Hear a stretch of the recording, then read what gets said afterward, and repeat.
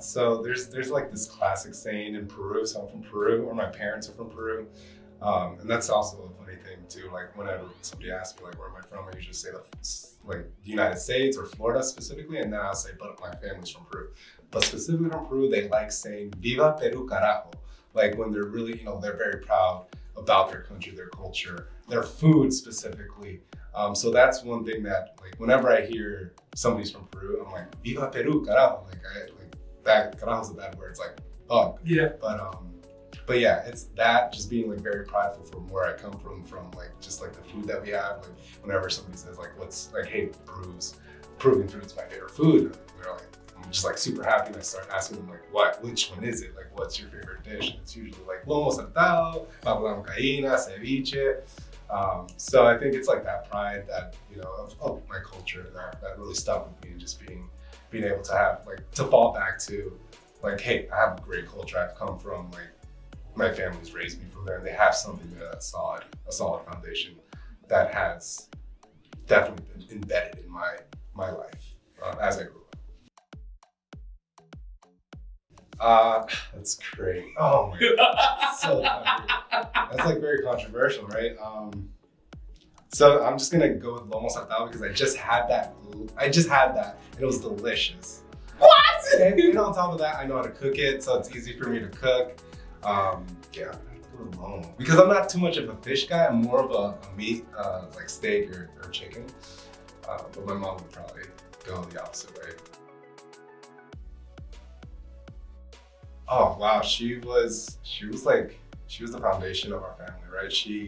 So you have more context. She's like 7 or 8 kids in total. She was the only woman there. Their mom died when the youngest kid was born. So it was like she had to take care of all the kids. So she was technically the mom for a certain amount, specifically for the youngest, my Tío Grimaldo. Yeah, so she raised them all in a very small apartment from very poor area in Peru, and they all had their kids, their family, they grew, and my grandmother had 3 kids, my mom, my uncle, and my aunt. My aunt being the oldest, my uncle being the middle, the only boy, and my mom being the youngest. And from there, her brothers, her siblings, all the brothers moved to New York, and they settled here, I guess here. That's why I'm here too. That comes back to why I'm being pushed here. But pretty much she was the foundation. They moved here to New York. They built a company here, or they built their own establishments here, whatever it was, they built their career here. And from New York, they lived in the Bronx, and they still have the house in the Bronx, and I still go visit family from there. My uncles, most of them have passed away. The youngest one that I mentioned that she raised lives in Florida right now. It's around like 82 years old.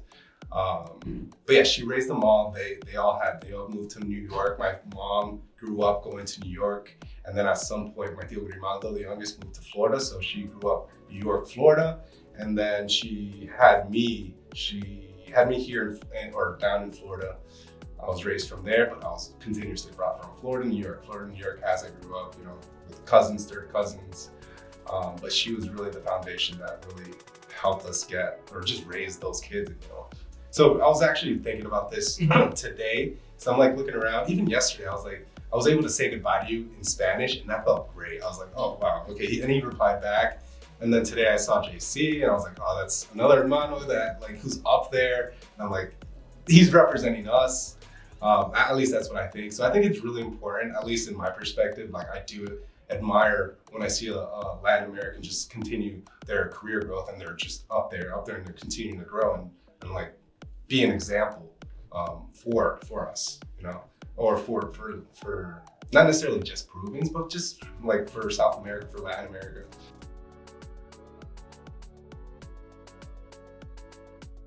Like, honestly, like, I see a lot of reggaeton artists in like PR, right? Maybe in DR, I'm not too sure, but mostly Bad Bunny. But I really think there's probably underpriced attention or talent in Peru, and I think it's untouched. There's not really like an artist I can go to, and I'm sorry, Peru. Like, I'm sorry, but like I don't know too many artists there. Maybe like we're always influenced by Mexico and like other countries. I really wish there was someone or like a company or a community that goes and spotlights talented individuals in Peru and showcases them across different channels, obviously across social, across the whole world. And I think we'd find somebody as talented or more talented than Bad Bunny. Okay, I got one for you. So there's this guy named Tony Sucar. Who? Tony Sucar. He's a musician, a singer. He just put his mom on. He used today's technology, social media, to really grow his own presence, his own career. He put on his brother. His brother makes, KG makes his own beats. So I think that's actually somebody who's Peruvian, who's definitely up and coming, already made it, I would say. Definitely check him out. His name's Tony Sucar, Peruvian artist, talented individual. I guess a little bizcochitos. What is that? Like, and this is more Cuban because I was like raised in Hialeah, which is very influenced by Cubans in Florida. And they're just like pasteles it could be very sweet and salty. So inside it's like around it's sweet, and inside you either have some meat, and that's like a mixture of salt and sweet as well. Or some guava with cheese inside of it. Empanadas. Empanadas are delicious too, yeah. But like I said, it's very influenced by Cuban culture.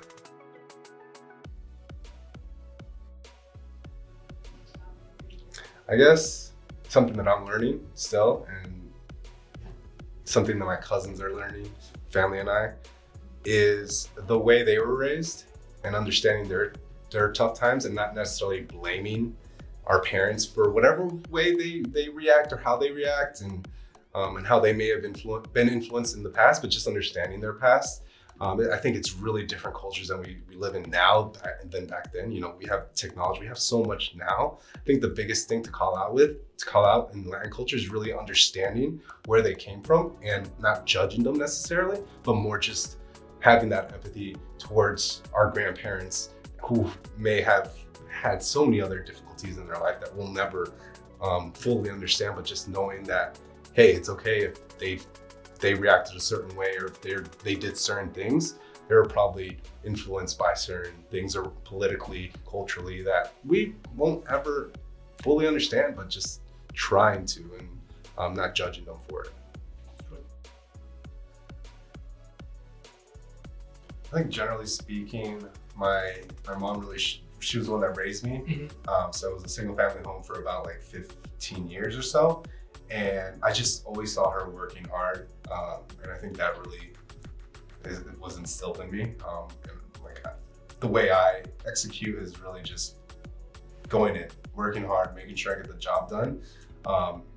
And I think that led to a huge curiosity spike in my life, where it's like, hey, let me try everything and go in on it, whatever it is, just really, really go hard. But it's the curiosity aspect that really sparked in my life that I would say I got instilled through the hard work that I saw my mom execute.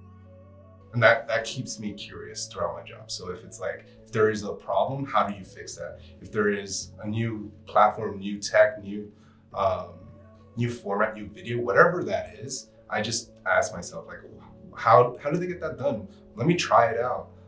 Even if I'm not executing it at 100%, at least I'm understanding how to do it. And then from there, learning, you know. How would I describe family events in this Hispanic community? I think it's like very extended, right? Like we have our parents, right? Our parents, maybe a cousin here or there, but like in Hispanic community, you have like primos who aren't primos, they're just friends, but we call them primos. Tios who aren't tios or tias, they're just friends. Can you explain that? Yeah, so like as I grew up, all my friends that were girls were my primas. So in my mind, I was like, oh my gosh, they're family. They just told me out of love, out of cariño, like just call her your tia, call her your tío. These are your primas, these are your primos. It was just something that was very natural for me to say, for them to tell me to say, when it came to extended families or extended friends. Like everybody in El Barrio we were family. It wasn't just it wasn't just us. It was everyone in the apartment complex that I actually went to visit where they grew up. It was everybody there that they brought up. It was like, we all want each other to win or just together to eat. And I think it's not just family, it's like, it's everyone, you know, everyone's family. I think that's the biggest thing. When you go to a Hispanic community or a Hispanic party, it's like everybody feels like family. My name is Cabrera, Peruvian descent, y yo soy Vayner.